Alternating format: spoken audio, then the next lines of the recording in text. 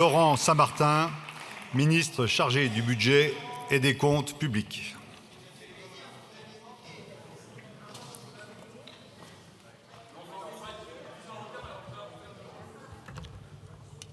Merci.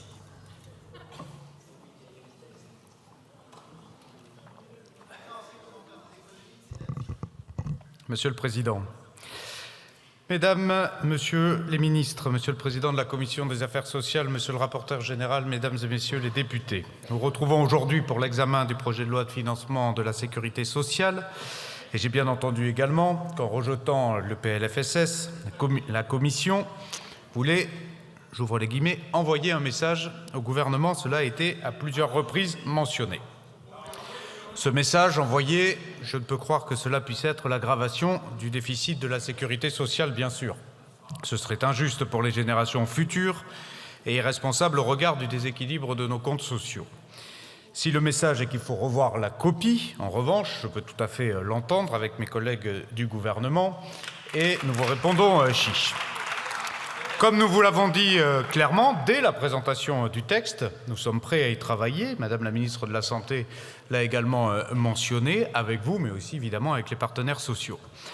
Les votes de suppression d'articles intervenus en commission n'ont, eux, du coup, pas permis d'examiner toutes vos propositions. Certains amendements, pourtant, offraient des pistes intéressantes qui auraient mérité d'être discutées. Nul doute que nous l'aurons ici en séance publique. Par exemple, ceux qui visaient à protéger les petites pensions. Sur les petites retraites, sur les allègements généraux, sur l'ensemble des mesures que nous vous avons soumises, sur les améliorations que vous proposez, ayons ces débats en séance publique. Le gouvernement, cela a été dit, je le répète, est à votre écoute, par définition. Mesdames et Messieurs les députés, il n'y a ni totem ni tabou. Je n'aurai qu'une seule ligne rouge, qui est la mienne depuis maintenant plusieurs semaines, c'est de redresser nos comptes. La sécurité sociale, ce n'est pas à vous que je vais l'apprendre, est fondée sur le principe de la solidarité. La solidarité, c'est d'abord une exigence de responsabilité. Ce n'est d'abord pas dépenser l'argent que l'on n'a pas, ce n'est pas non plus être généreux avec l'argent des autres, surtout quand il s'agit de l'argent des Français. C'est une exigence qui trouve sa traduction budgétaire dans un principe, celui de l'équilibre de nos comptes sociaux. Donc oui, quand on propose une nouvelle dépense, il en va de notre responsabilité collective de la financer. Et quand on n'en a pas les moyens, il en va de notre responsabilité de l'assumer et de le dire aux Français. Veiller à l'équilibre des comptes sociaux, c'est tout simplement veiller à la soutenabilité de notre modèle de protection sociale. Une branche, un risque, un financement. Nous ne pouvons pas faire comme si la situation de nos finances publiques n'était pas grave. Nous ne pouvons pas nous permettre de fermer les yeux sur l'aggravation du déficit public, ni sur le déséquilibre des comptes sociaux. Vous la connaissez, la situation de nos finances publiques. Ceux qui étaient présents toute la semaine dernière l'ont entendu à de multiples reprises. Mais vous connaissez l'ampleur inédite de l'effort de redressement que nous devons engager dès 2025. Il est de 60 milliards d'euros. Avec un objectif de ramener le déficit public sous la barre des 3% à l'horizon de 2029. C'est vrai que c'est un effort inédit, mais c'est un effort nécessaire qui doit nous permettre de renouer avec une trajectoire. C'est le niveau de déficit qui nous permettra de stabiliser d'abord notre endettement, puis de commencer à le réduire. Et croyez-moi, ça n'a rien d'une lubie, ça n'a rien d'un dogme, c'est tout simplement la condition objective nécessaire pour retrouver une trajectoire financière soutenable. Et au bénéfice, je le précise d'ailleurs, de l'ensemble des administrations publiques, à commencer par la sécurité sociale.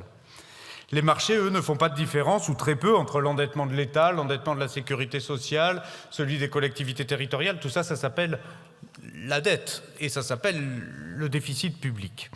Ce qui compte, c'est la signature de la France. Et la crédibilité de cette signature, c'est ce qui détermine les conditions auxquelles nous nous finançons collectivement, toutes à pu. Et donc, chacun aura pu constater les alertes sur ce point ces derniers jours, ces dernières semaines. Quand je parle de nos conditions de financement, je ne parle de rien d'autre que notre capacité à consolider les droits sociaux de nos concitoyens et d'en ouvrir de nouveaux. La ministre de la Santé a exposé très clairement les avancées que nous proposons dans le champ de la santé et de l'accès aux soins. C'est le cas également au titre des autres branches que vous présenteront les ministres. Je parle de la capacité à améliorer les retraites des agriculteurs. Je parle de la capacité à consolider la prise en charge du handicap et de la perte d'autonomie. Je parle de notre capacité à améliorer les conditions d'indemnisation des victimes d'accidents du travail. Je parle de notre capacité à renforcer les moyens de la politique familiale, qui est une priorité du gouvernement, notamment dans le cadre du service public de la petite enfance. Bref, il en va au fond de la capacité de notre système social à jouer son rôle protecteur, avec l'efficacité que les Français sont en droit d'exiger, eu égard aux contributions qu'ils acquittent chaque année. C'est précisément pour cette raison que nous proposons d'engager dès 2025 un effort de redressement certes difficile, mais que je considère comme partagé et équilibré. L'approche retenue, vous la connaissez, aux 2/3 pour la maîtrise de la dépense publique, et nous le verrons notamment en deuxième partie de projet de loi de finances, 1/3 sur des contributions fiscales. Et je le répète ici, je souhaite que le Parlement puisse maintenir le caractère ciblé, exceptionnel et temporaire des contributions, bien qu'à l'issue de l'examen de cette première partie de PLF, nous n'en prenons pas pour l'instant le chemin. Nous proposons un effort partagé entre toutes les administrations publiques. L'État doit prendre en compte plus de la moitié de l'effort de la baisse des dépenses publiques, la sécurité sociale environ 1/3 et les collectivités environ 1/10. Dit autrement, cela correspond à une évolution de la dépense primaire en volume de moins 1,1% sur l'État et ses opérateurs, 0% sur les collectivités locales et plus 0,6% sur les administrations sociales. Donc je répète, moins 1,1% sur l'État, les ODAC, les opérateurs d'État, 0% collectivités, plus 0,6% sécurité sociale. Ce sera important sur les débats que nous aurons notamment à l'article liminaire. J'ai d'ores et déjà eu l'opportunité d'exposer devant la Commission la situation de nos comptes sociaux. En 2024, le déficit de la sécurité sociale dépassera de près de 8 milliards d'euros le niveau qui avait été voté en loi de financement de sécurité sociale initiale. Et en 2025, le déficit des comptes sociaux pourrait atteindre 28 milliards d'euros, sans mesure nouvelle, du fait de l'évolution tendancielle des dépenses. Voilà quelle est notre base de travail pour l'année prochaine. Et vous en conviendrez tous ici, je pense, il y a urgence. Il y a urgence à nous engager résolument sur la voie d'un rééquilibrage des comptes. De ce point de vue, ce PLFSS doit marquer une étape importante, mais une étape qui en appellera d'autres. Et je le dis très clairement, il faudra nécessairement que l'effort se poursuive sur plusieurs exercices. Il en va tout simplement de la pérennité de notre modèle de protection sociale, comme je vous le disais. Au fond, mesdames et messieurs les députés, nous sommes face à un choix assez binaire. Soit nous ne faisons rien et nous laissons naturellement par la dépense de guichet filer le déficit et nous regardons les comptes partir à la dérive. Et je crois profondément que nous le paierions très cher. Et je refuse pour ma part la casse sociale et l'austérité que nous subirions immanquablement demain à défaut d'agir aujourd'hui. Soit nous nous engageons dès maintenant sur ce chemin de redressement. Et c'est ce que la situation de nos finances publiques exige de nous. C'est aussi ce que les Français attendent de nous. Nos concitoyens ne nous demandent finalement qu'une chose, c'est de bien gérer l'argent public, leur argent, et de leur épargner des lendemains qui déchantent. Le gouvernement propose donc pour 2025 un effort de freinage de la dépense sociale, mais c'est un effort de freinage qui est proportionné. Nous proposons une progression maîtrisée de la dépense des régimes obligatoires de base de la sécurité sociale et du Fonds de solidarité vieillesse de plus 2,8%, c'est-à-dire plus 18 milliards d'euros, après les plus 5,3% de 2024.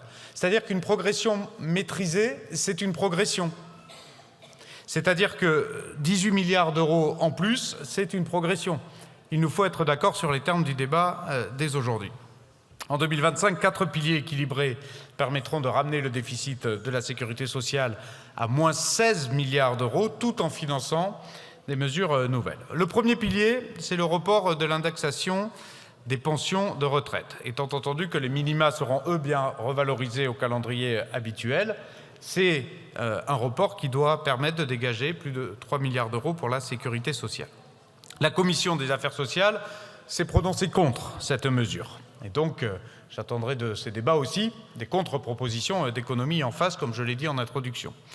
Je relève que la Commission s'est prononcée en faveur de l'abrogation de la réforme des retraites. Je le glisse entre parenthèses.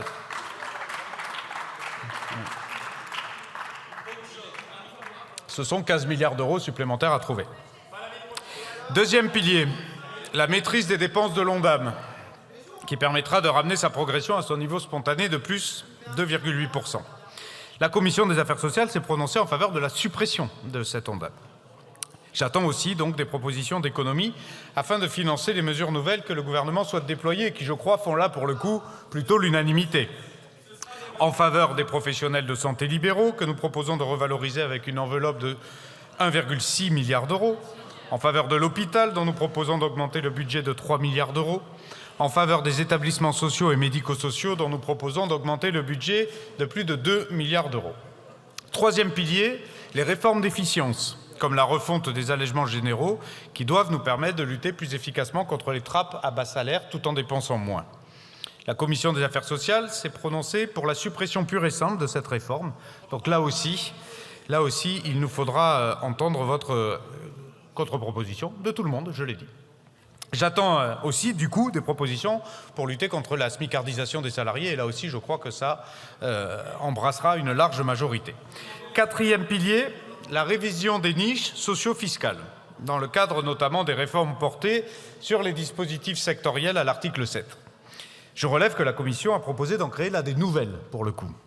Donc j'attends aussi des propositions pour ramener le poids des niches sociales dans les recettes des régimes en deçà du ratio de 14%, qui est le seuil fixé, je le rappelle, à l'article 21 de la loi pluriannuelle de programmation des finances publiques. Nul besoin de le dépasser plus encore, monsieur le député Guedj. Enfin, nous poursuivrons les actions engagées avec les caisses de régime général pour renforcer d'une manière significative les moyens consacrés à cette politique sur la période 2023-2027. Augmentation de 20% des effectifs par rapport à 2022 à l'horizon 2027, formation de 450 cyber-enquêteurs, modernisation des systèmes d'information. Là-dessus, il faut continuer à investir. Nous nous donnons les moyens de lutter contre la fraude aux prestations sociales et à l'assurance maladie. Nous nous donnons également les moyens de lutter contre la fraude aux cotisations sociales, en lien notamment avec l'URSSAF et la MSA, dont nous avons rehaussé les cibles de redressement. Là aussi, c'est une question de justice et c'est une priorité forte du Premier ministre et du gouvernement. Mesdames et messieurs les députés, nous avons volontiers reconnu que cette copie était perfectible. J'ai d'ailleurs clairement indiqué que nous étions prêts à bouger sur un certain nombre de sujets, pourvu, encore une fois, que le cadre de responsabilité fixé par le gouvernement soit respecté. Comme nous l'avions annoncé en toute transparence dès le début de la présentation des textes budgétaires, nous proposerons des mesures d'économie supplémentaires afin de compléter la copie initiale. Cela a été annoncé. Nous réduirons en particulier de 1,2 milliard d'euros les dépenses liées aux arrêts maladie dans la fonction publique grâce à des mesures de lutte contre l'absentéisme et de meilleure maîtrise des arrêts maladie. Je pense par exemple aussi à l'alignement du nombre de jours de carence du public sur le privé. Cela nous permettra notamment d'alléger la pression sur l'Ondam hospitalier de l'ordre de 400 millions d'euros. Ça mettra un allègement sur la pression de l'Ondam hospitalier à hauteur de 400 millions d'euros. Je crois que c'est important aussi à entendre. Est-ce que nous pouvons par ailleurs avoir une réflexion pour mieux protéger les petites pensions tout en demandant une juste contribution à l'effort national aux retraités? Bien sûr. Et je suis prêt à y travailler avec vous. Je suis prêt d'ailleurs à y donner un avis favorable à vos propositions. Est-ce que nous pouvons ensemble retravailler à la réforme des allègements généraux? Là encore, tout doit être mis sur la table. Travaillons-y ensemble. Mais je vous le dis clairement, je ne serai pas le garant des mesures non financées, mais c'est bien par le dialogue et la concertation que nous continuerons à améliorer le financement de la sécurité sociale pour 2025. Je vous remercie. Merci, Monsieur le Ministre. La parole est à Madame Astrid Panosyan-Bouvet, ministre du